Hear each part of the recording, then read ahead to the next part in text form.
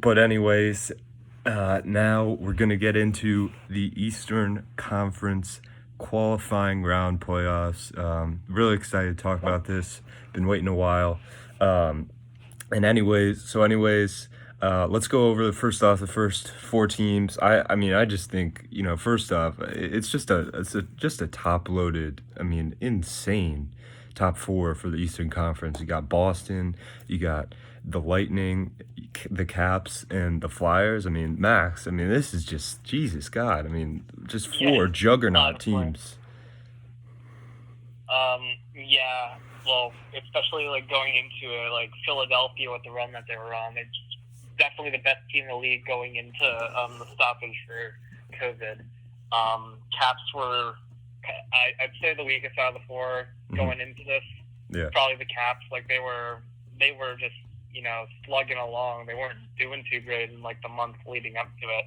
They were kind of struggling, kind of like mediocre. Like they're an insane start. Like they're probably the best team in the league at the start of the season, and Yeah. it just like boosted them up.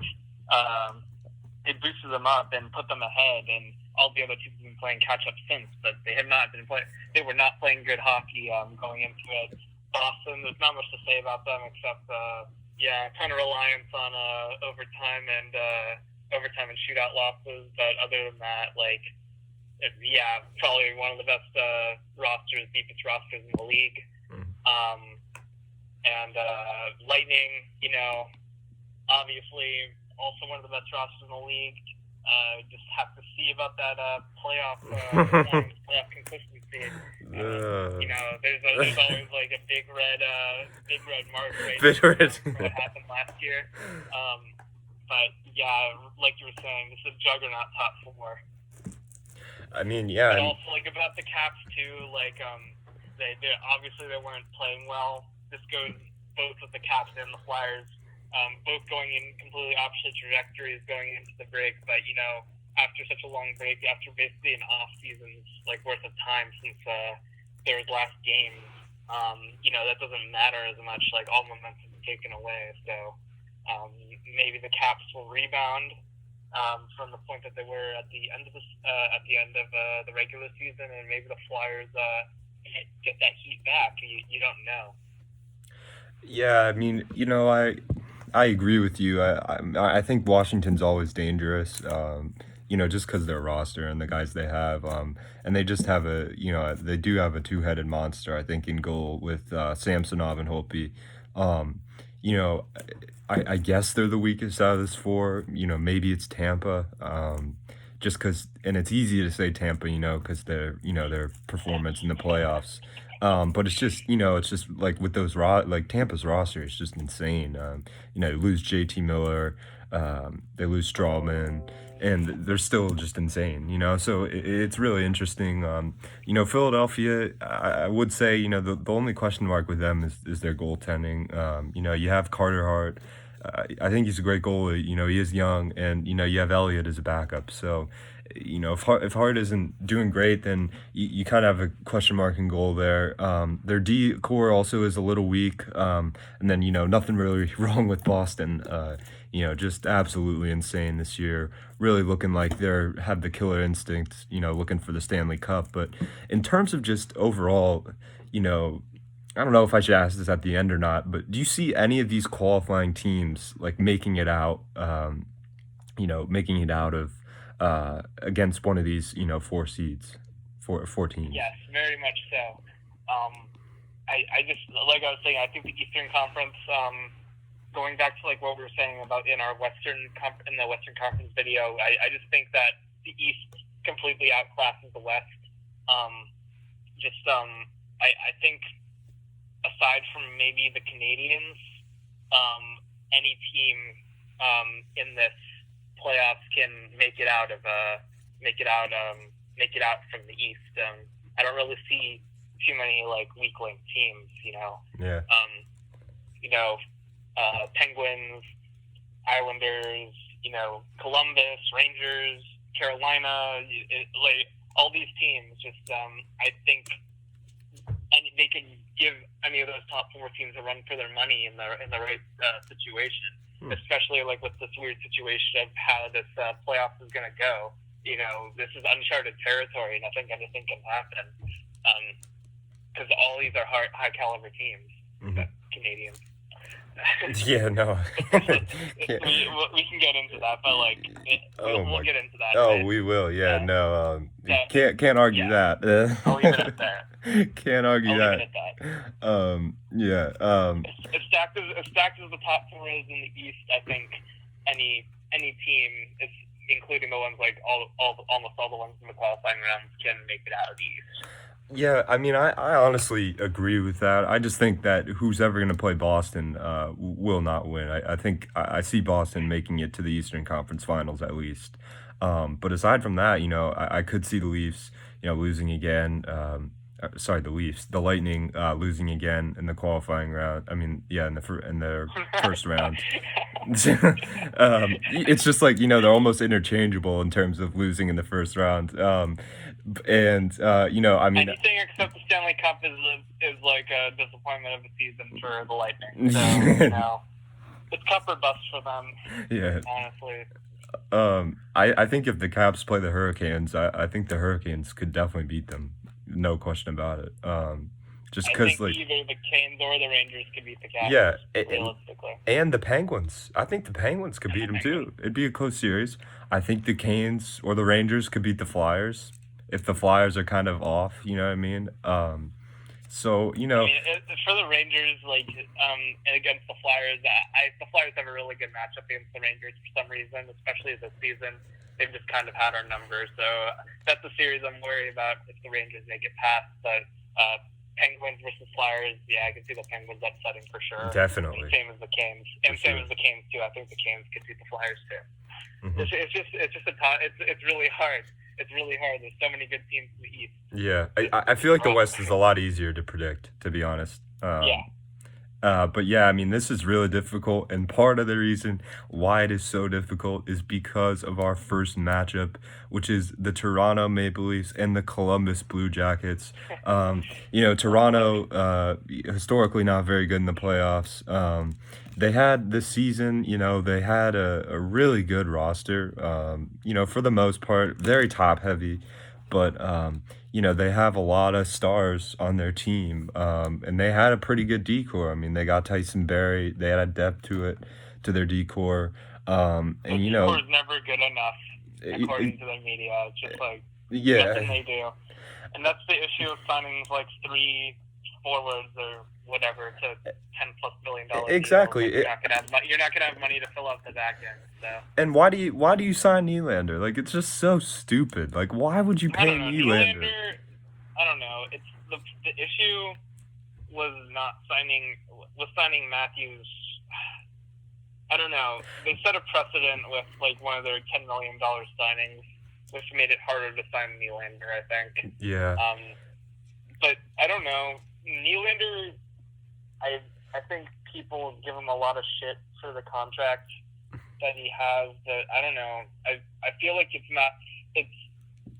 the problem is that it's not that he's not worth the contract. It's just that with the cap situation in Toronto, that's where the problem is. It's not that Nylander's not like an $8 million player. It's just all the other contracts Toronto has that makes it an issue.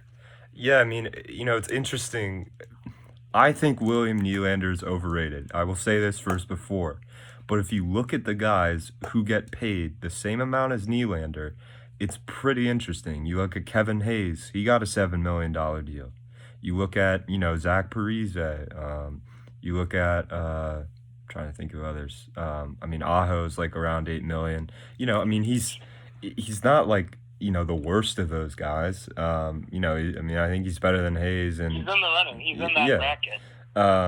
But it's very easy to first off say he's overrated. Underrated when he plays with Tavares, Matthews, and Marner. But also, easy to say he's overrated when he plays with all those guys, which is a very confusing statement coming out of my mouth. But it's just he's really overshadowed. And I don't know. I feel like when he doesn't produce in a season, it's very easy to say he's overrated. That's all. I don't know. It's very hard to tackle the That's subject just of. last season though. He's had a pretty decent season, hasn't Yeah, he? yeah. I Like mean, he this year. has. And just last season, coming off like the half year when he wasn't in the NHL, and he had trouble adjusting back into it. But once he became adjusted for this season, he kind of, I feel like he tore it up this season. Like, he had a pretty good season overall once he got adjusted to NHL speed again. Yeah, I mean, I don't know. I agree. He just got a lot of flack for like coming out flat when he finally got back after signing the contract last year, and that I feel like that sentiment kind of moved over to this season, even though like I think he's performed up to his contract standards.